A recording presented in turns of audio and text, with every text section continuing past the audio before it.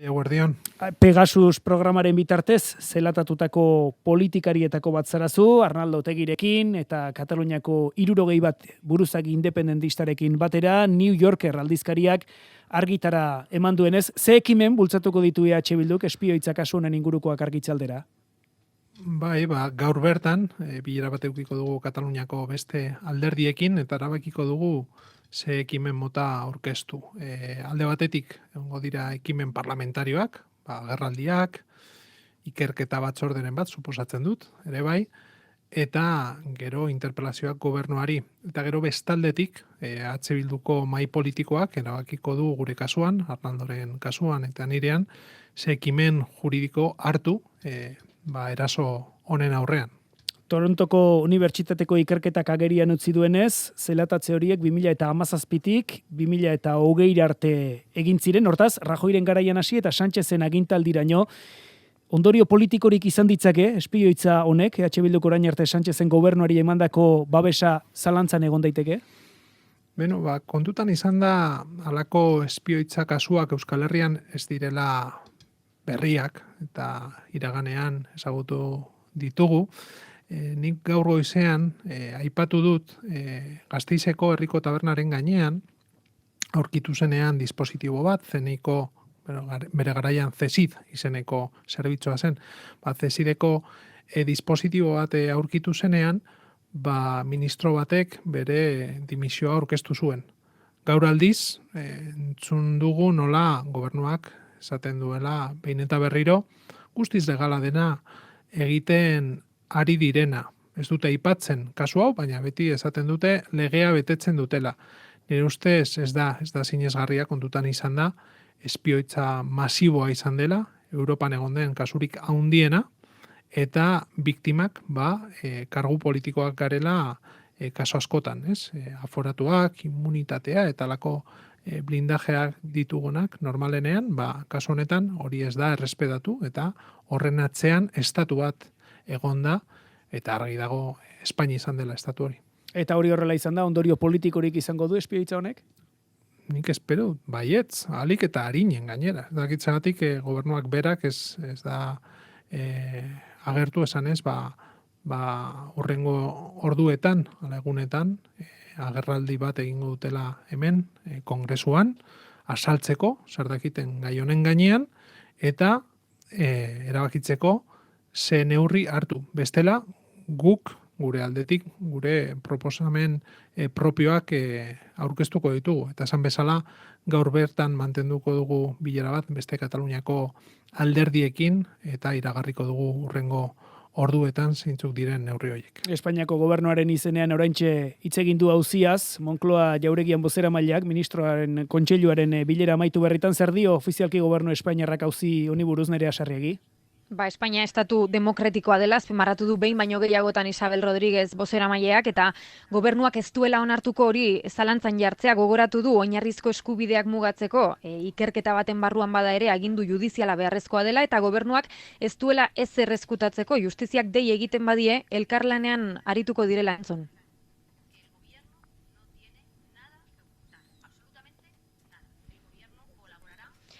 Hala ere, zuzenean galdetu berri diote gobernuak Pegasus programa erabili duen edo ez, eta erantzun du estatuko segurtasunaren inguruko gaien inguruan ezin duela berak azalpenik eman, babestuta daudelako, klasifikatutako gaiak direlako, sekretuak, jakinarazi du Margarita Robles defentsa ministroak kongresuan agerraldia egingo duela, berak gaur eskatu duela, eta baztertu du Pedro Sánchez presidenteak agerraldia egingo duenik.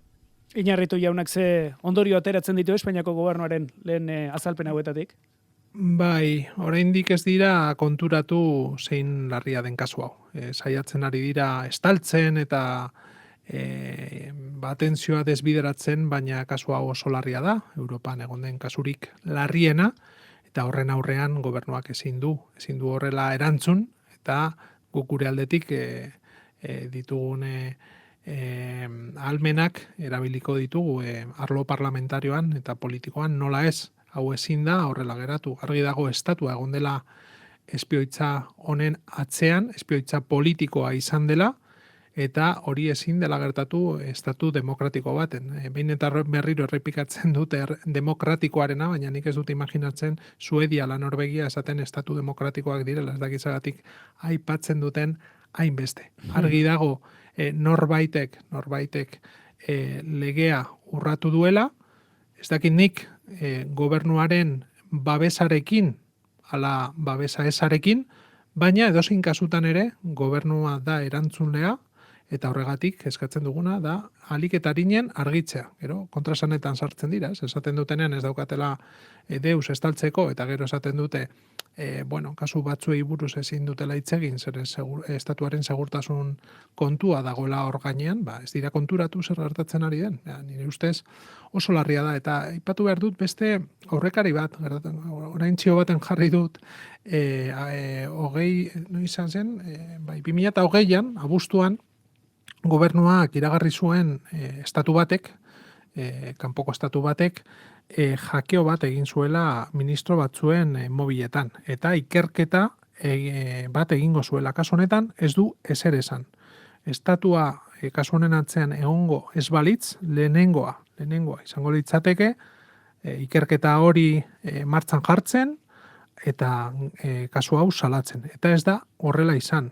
Ikusten ari gara nola azkenengo 24 orduetan estrategia aldatzen ari da, baina oraindino ere ez dira ausartu argitzeko, argi eta garbi esateko zer gertatu den eta zer egingo duten kasu hau argitzeko. Azken aipamen bat Bruselan publikoki salatu ditu espioitza kasu hauek Europar Batzordearen bozeramaileak, Europako erakundek esku hartu beharko lukete eta zein modura auzi honetan? Alde batetik espioitza pairatu dutenen artean europarlamentari batzuk daude, eta espioitza hau ez da bakarrik Espainiar estatuan eman, baizik eta beste Europako estatu batzuetan ere bai. Hauze da, Europako auzia da. Eta une honetan badago martxan gainera ikerketa batzorde bat Europako Parlamentuan, Poloniako eta Hungriako kasuak ikertzeko, baina kontutan izan da, hau dela kasurik handiena, garrantzi handia eman behar zaiola, uste dut. Orduan, espero dut Europako Parlamentuak ere gai honi ematea daukan garrantzia, ez? Gogoratu behar da ere, orain dela gutxi, hilabete bat gutxi gora bera, Esteban González Pons, Europarlamentuko presidente ordea eta Alderdi Popularreko eurodiputatua, berak idatzi zuen El Confidencialen oso artikulo kritikoa Poloniarekin Pegasusi buruz. Artikulu horri tituloa aldatuz gero, guztiz aplikagarria izango litzateke Espainiako kasuarentzat. Eta de hecho, amaitzen du bere artikuloa esanez, ea Espainiak ez daukan halako programarik, eta ea kontrolpean dagoen programa horren erabilera. Bai honen jarritu Bilduko diputatu Espainiako Kongresuan eskerrik asko gaur eguerdian Euskadi Irratian izateagatik. Eskerrik asko zuei eta nahi duzuen erarte.